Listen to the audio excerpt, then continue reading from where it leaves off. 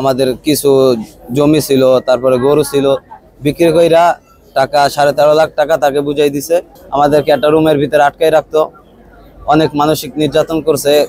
সপ্তাহের ভিতরে 4 দিন খাইতাম, 2-3 দিন না খেয়ে থাকতাম। মূলত গত 1 বছর আগে আমাদের গ্রামের একজন মহিলা আর কি, আমাদের দালাল, সে পুরুষ না, মহিলা।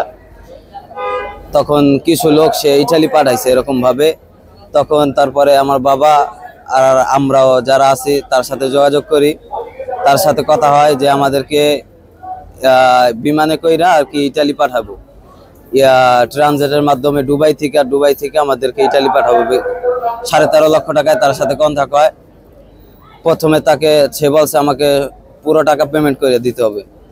তখন তার সাথে কন্ট্রাক্ট হওয়ার পরে আমার বাবা আমাদের কিছু জমি ছিল, তারপরে গরু ছিল, বিক্রি কইরা টাকা 13.5 লাখ টাকা তাকে বুঝাই দিছে। তারপরে আমাকে ট্রানজিটের মাধ্যমে দুবাই নিছে, দুবাই থেকে বলছে যে এখান থেকে তোমাকে বিমানে কইরা ইটালি পাঠাই দিব। তারপরে আমার বিমানে উঠাইছে। তারপরে যে ফ্লাইট হয়েছে, টেক অফ হয়েছে, বিমান টেক অফ হয়েছে যে মিশর। কেন মিশর টেক অফ হয়েছে? এর আগে দুবাইতে বইয়া আমাদের টেলিফোন সবকিছু নিয়ে নিছে, ওর লোকের মাধ্যমে টেলিফোন নিয়ে নিছে। বাবা আমার সাথে কথা বলতে পারি নাই। এরকম ভাবে মিশর থেকে আমাদেরকে লিবিয়া পাচার কইরা দিছে। এর আগে তো ওর সাথে যে কন্ট্রাক্ট টাকা দেওয়া হয়ে গেছে, আমাদের সাথে বাবা মার কোনো কথাবার্তা হয় না। বাবা মাও তো এই দিক দিয়া আমার ছেলে কোথায়, ওর বাড়ি গেছে, ওর সাথে কথা বলছে, ছেলে নাই। কোথায় ছেলে লিবিয়া।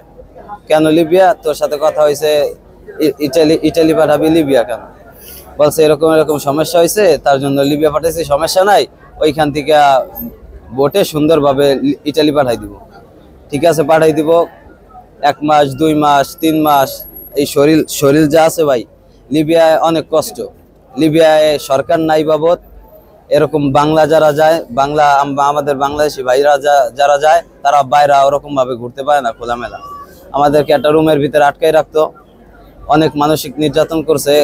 সপ্তাহের ভিতরে 4 দিন খাইতাম, 2-3 দিন না খেয়ে থাকতাম।